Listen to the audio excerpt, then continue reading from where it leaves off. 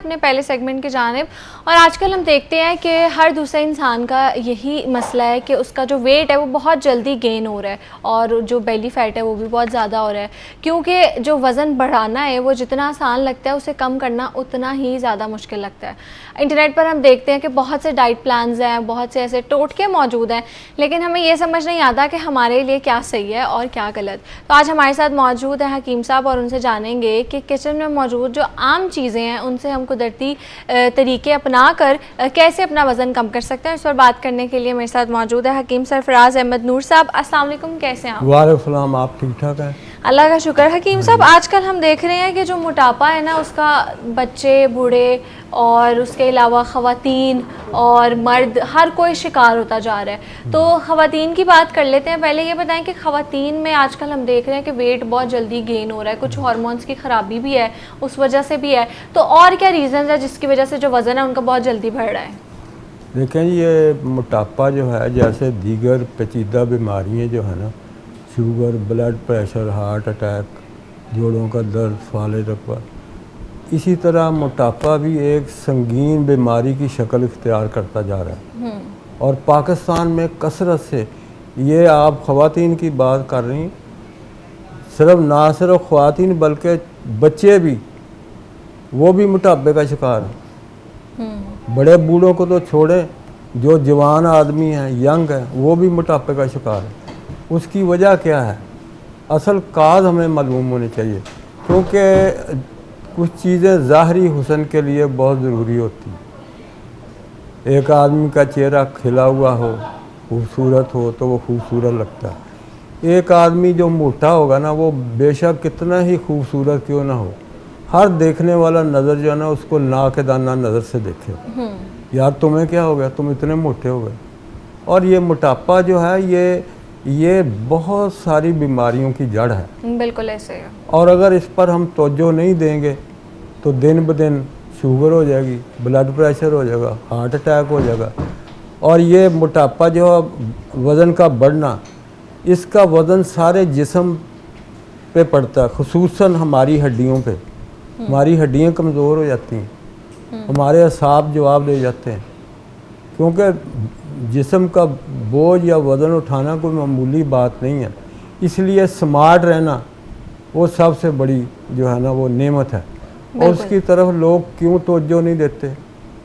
क्योंकि उनका लाइफस्टाइल बदल गया है। और इसकी सबसे बड़ी जो वजह है मोटापे की, वो है बिस्यार खोरी। हर वक्त अला बला खाते रहना, ये नहीं देखना ये रात है या दिन है, हमें क्या खाना और क्या नहीं खाना। हमारी खुराक में मुरगन ग़िज़ाएँ, फास्ट फूड, फ्रोज़न फूड, ये तिक्के कबाब, मिठाइयाँ, चरगे शरगे, ये सारी चीज़ें ज़्यादा शामिल हैं। और फल और सब्ज़ियाँ जो है वो हमारी शरीर से निकल चुकी हैं। इस वजह से जो है लोग जल्दी मोटापे का शिकार हो। उसकी एक मैं आपको मिसाल दे रहा हूँ। अगर आप देहाती इलाके में चले जाएं तो वहाँ आपको बहुत कम लोग मोटापे का शिकार नज़र आएंगे। और शहर में आ जाएं तो हर दूसरा तीसरा चौथा बंदा मोटापे का शिकार है। उसकी वजह क्या है? क्योंकि वो खुराक खालिस खाते हैं। देहाती लोग वो एक्सर्शन बहुत ज़्यादा करते हैं, जिस्मानी मेहनत मशक्क़त, और उनकी खुराक में सादा ग़िज़ाएँ हैं। और शहरी ज़िंदगी में हमारे लिए जो है रेडीमेड जो फूड है, और उनका एक टाइम टेबल सेट है, जैसे मगरिब के बाद खाना खा लेते हैं और लेट नाइट खाना नहीं खाते और नाश्ता भी टाइम पे करते हैं। मुझे लगता है ये भी एक मेन रीज़न है, क्योंकि सोने से आपको 3-4 घंटे पहले खाना बिल्कुल बंद कर देना चाहिए, वरना जो फैट है आपका वो स्टोर होता रहता है। और यहाँ पर तो लोग जब तक सो नहीं जाते तब तक खाते ही रहते हैं। बल्कि आप सो ना जाते की बात करते हैं, ज़रा सी नींद आई, उठ, मुझे भूख लग गई, उस वक्त भी खाना शुरू कर। ये इंतहाई डेंजरस है, क्योंकि जो मैदा है ना हमारा, इसका कुल वज़न जो है 120 ग्राम है। और कुदरत ने इसमें सलवटें रखी हुई, जब हम खाते हैं तो ये ज़रा फैल जाता है। अब आप अंदाज़ा करें उस 120 ग्राम वाले मैदे में हम बैक वक्त किलो 1.5 किलो खुराक खा जाते हैं, तो मैदे का क्या हाल होगा? Exactly. इसके लिए तो हमें बिल्कुल जो है ना बड़ी बड़ी अच्छी चीज़ें हैं उस पर अमल करें। और सबसे बड़ी चीज़ जो है, इस कायनात के सबसे बड़े तबीब हज़रत मोहम्मद मुस्तफ़ा सल्लल्लाहु अलैहि वसल्लम ने बयान फरमाया है कि जब दस्तरखान पे बैठो तो एक हिस्सा भूख बकाया रहती हो तो हाथ खींच लो। हुज़ूर पाक सल्लल्लाहु अलैहि वसल्लम के ज़माने में एक ईसाई तबीब नजरान से आया और कहने लगा, या रसूल अल्लाह, मैं आपके सहाबा की कुछ खिदमत करना चाहता हूँ। तो आपने कहा, भाई बैठ जाओ, लोग जो मरीज़ तुम्हारे पास आएंगे देखो। वो कोई 2 4 5 माह बैठा तो फिर आया, कहना, हुज़ूर पाक मुझे इजाज़त दीजिए, मैं जाना चाहता हूँ। आपने फरमाया, भी क्या हुआ? कहने लगा कि मेरे पास तो मरीज़ ही कोई नहीं आया। तो आपने फरमाया कि मैंने अपने सहाबा कराम को ताकीद की हुई है कि जब दस्तरखान पे बैठो, एक हिस्सा भूख बकाया रहती हो तो हाथ खींच ले। अब हमारे मैदे में 3 चीज़ें, एक पानी का हिस्सा, एक ग़िज़ा का हिस्सा और एक हिस्सा खाली रखने का। हमारा बस चले तो वो खाली सब जो है वो हम ग़िज़ा से पुर कर लेते हैं। बिल्कुल ऐसे ही। अच्छा हकीम साहब, फिर ये बताएं कि कोई जो किचन में हमारी ऐसी चीज़ें मौजूद हैं जिनको अगर हम इस्तेमाल करें तो एक तो हमारा जो डाइजेस्टिव सिस्टम है वो भी उससे बेहतर होगा, चीज़ें भी जल्दी हमें हज़म होंगी और हमारा वेट भी जल्दी गेन नहीं होगा। ठीक है, उसमें सबसे बड़ी चीज़ तो जो है वो हम खाना खाते हैं उसके साथ सैलड का इस्तेमाल। आजकल रिवाज चला हुआ वो जो क्रीम सैलड खा रहे हैं, मैं उन लोगों से पूछता हूँ, बताएं इसका क्या फ़ायदा? जिसमें क्रीम डली हुई होगी वो तो और ज़्यादा आपके बॉडी में कोलेस्ट्रॉल पैदा करेगी। उसके लिए बेहतरीन ये है कि जब आप खाना खाएं तो उसके साथ 1 अदद कच्चा प्याज और 10 ग्राम पुदीना, 10 ग्राम अदरक और 1 लीमू ऊपर निचोड़ लें। अगर जेब इजाज़त देती है तो कोई मौसमी फल अमरूद है या आड़ू है, ये आप ज़रूर खाएं।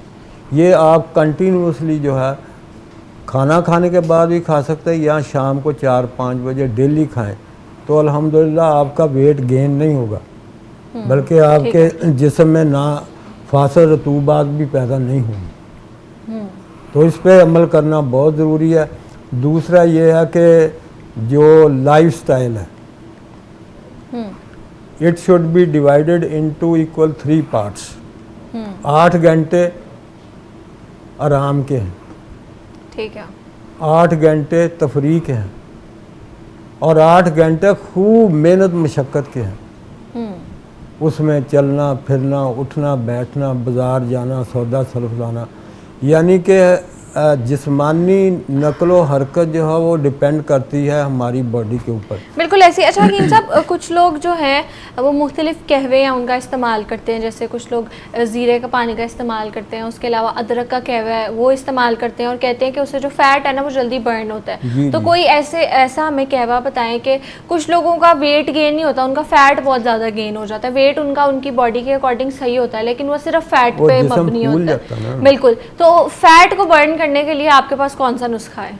देखिए जी, सबसे पहले तो ये है कि कुदरत ने बेशुमार जड़ी बूटियाँ और कुदरती चीज़ें पैदा की हुई हैं। ये जो एलोवेरा है ये वर्ल्ड लेवल हर्ब है। जिन भाइयों का जिस्म फूला हुआ हो और उनका जिस्म मोटापे का शिकार हो जाए तो वो सुबह निहार मुँह 50 ग्राम एलोवेरा, उसमें 1 ग्राम काला नमक और 3 ग्राम देसी अजवाइन, ये मिला के आपने सुबह निहार मुँह 3-4 हफ्ते खानी है। इंशाल्लाह उससे जो आपका फूला हुआ जिस्म है ना वो रिड्यूस हो जाएगा और वो अपनी असली हालत पे आ जाएगा। और इसके अलावा कई चीज़ें हैं, जैसे ये इमलताज का दरख्त आजकल लगा हुआ, पीले पीले फूल उस पर लगते हैं, मैंने 1-2 प्रोग्रामों में उसको दिखाया भी है।